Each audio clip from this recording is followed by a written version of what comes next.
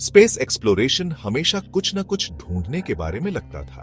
मंगल जैसे ग्रहों के लिए ये लाइफ थी, लेकिन चांद के लिए हमारे सबसे नजदीकी पड़ोसी ये खोज कुछ और ज्यादा जरूरी चीज के लिए थी, पानी। देखो, पानी लाइफ के लिए बहुत जरूरी है। जैसे कि हम जानते हैं, इसे धरती से लॉन्च करना बहुत महंगा और मुश्किल भी है। चांद पे पानी मिलना सिर्फ एक साइंटिफिक बात नहीं होगी, ये बहुत बड़ा बदलाव होगा। इसका मतलब होगा कि हमारे पास फ्यूचर मून मिशंस, यहां तक कि हमेशा के लिए रहने के लिए फ्यूल और लाइफ सपोर्ट का सोर्स हो सकता है। सोचो, एक ऐसा फ्यूचर जहां इंसान सिर्फ चांद पे घूमने नहीं जा रहे, बल्कि वहां रह और काम भी कर रहे हैं। ये पॉसिबिलिटी इतनी दिलचस्प थी, इतनी संभावनाओं से भरी, कि कई दशकों तक साइंटिस्ट्स ने डेटा को खंगाला चांद पे पानी के किसी भी निशान को ढूंढने के लिए। और फिर आखिरकार सालों की खोज के बाद हमने इसे ढूंढ लिया। थोड़ा नहीं, बल्कि चांद के ध्रुवों पर हमेशा के लिए छाया वाले क्रेटर्स में बर्फ के रूप में बंद संभावित रूप से बहुत बड़ा भंडार। इस खोज ने साइंटिफिक कम्युनिटी में खुशी की लहर दौड़ा दी और दुनिया भर के लोगों की कल्पनाओं को जगा दिया। चांद पर पानी की हमारी यात्रा फुसफुसाहट से शुरू हुई। संकेत मिले कि कुछ तो है। अपोलो मिशन, जबकि इंसानों को चांद पर उतारने पर केंद्रित थे, चांद के सैंपल भी वापस लाए। 1970 के दशक में इन सैंपल्स के विश्लेषण से पानी के निशान मिले, लेकिन मात्रा इतनी कम थी कि कई लोगों ने उन्हें पृथ्वी से दूषित होने के कारण खारिज कर दिया। फिर भी संभावना बनी रही। अगर चांद पर पानी मौजूद था, भले ही कम मात्रा में, तो यह कहां से आ रहा था? क्या यह चांद की सतह से टकराने वाले धूमकेतुओं और क्षुद्र ग्रहों द्वारा जमा किया गया था? या कोई प्रक्रिया हो सकती है, शायद ज्वालामुखीय गतिविधि, जिसने चंद्रमा के आंतरिक भाग से पानी छोड़ा हो?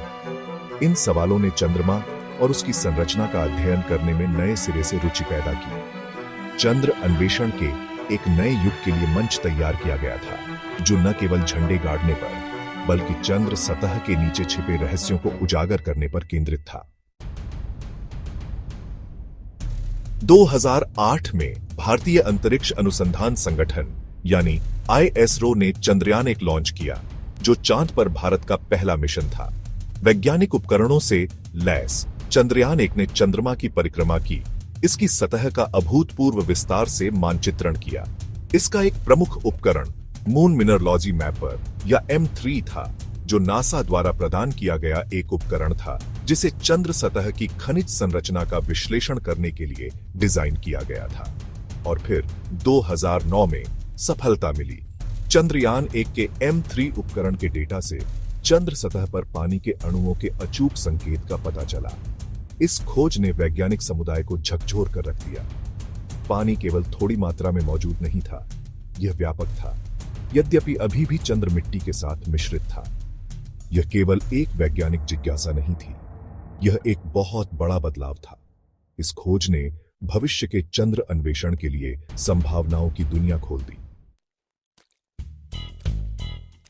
चांद पर पानी की खोज कहानी का अंत नहीं थी, यह तो बस शुरुआत थी। नासा ने चंद्रयान 1 की सफलता के आधार पर चंद्र जल का और अध्ययन करने के लिए अपने स्वयं के मिशन, जैसे लूनर रिकॉनेसेंस ऑन ऑर्बिटर या LRO और LCROS इंपैक्टर भेजे।